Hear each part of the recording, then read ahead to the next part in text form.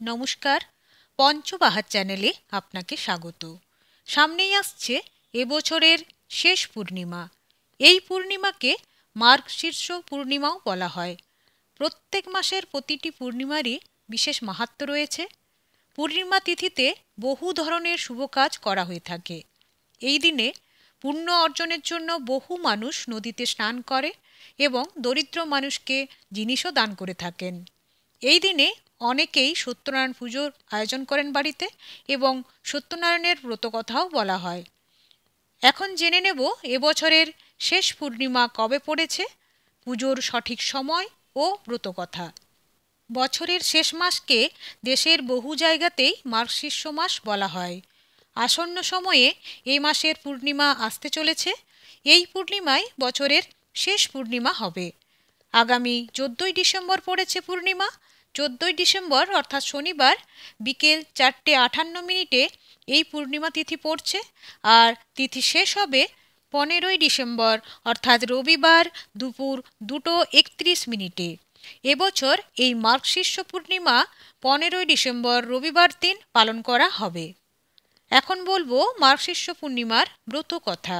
মার্গশীর্ষ পূর্ণিমার কাহিনী আবর্তিত রয়েছে রাজা মহাভীষ এবং তার স্ত্রী রানী সত্যবতীকে ঘিরে। পৌরাণিক কাহিনী অনুসারে রানী সত্যবতী অভিশপ্ত হয়েছিলেন, যার ফলে তিনি নদীতে পরিণত হয়েছিলেন এবং 1000 বছর ধরে জলহীন ছিলেন। তিনি কঠোর তপস্যা পালন করেছিলেন এবং অভিশাপ থেকে মুক্তির জন্য তার সামনে উপস্থিত ভগবান বিষ্ণুকে খুশি করেছিলেন। এতে ভগবান বিষ্ণু তাকে আশীর্বাদ করেছিলেন এবং প্রতিজ্ঞা করেছিলেন যে তিনি তার ভক্তির কারণে মার্গশীর্ষ পূর্ণিমায় তার জলে স্বয়ং ভগবান বিষ্ণু থাকবেন। বিশ্বাস করা হয় যে মার্গশীর্ষ পূর্ণিমায় পবিত্র গঙ্গা পৃথিবীতে অবতরণ করে।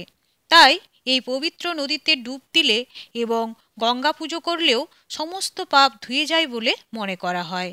হিন্দু ধর্মে মার্গশীর্ষ পূর্ণিমা একটি অত্যন্ত শুভ ও পবিত্র দিন হিসেবে বিবেচনা করা হয়।